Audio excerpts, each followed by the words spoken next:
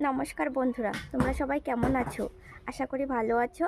আজ তোমাদের সামনে আমার কবিতার ঝুলি থেকে ছোট্ট একটা কবিতা নিয়ে এসেছি, সেটাই তোমাদেরকে পড়ে শোনাতে চাই। কবিতার নাম হচ্ছে ৬ ঋতু ১২ মাস।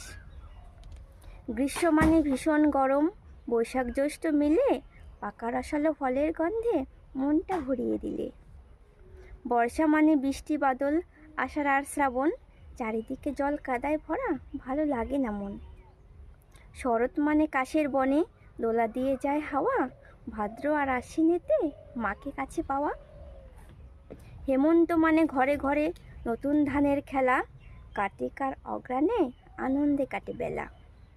শীত মানে ভীষণ ঠান্ডা, পৌষ মাঘ ২ মাসে বিন্দু বিন্দু শিশিরের কণা জমে থাকে ঘাসে ঘাসে। বসন্ত মানে কোকিলের ডাক, চারিদিক থেকে ভেসে আসে,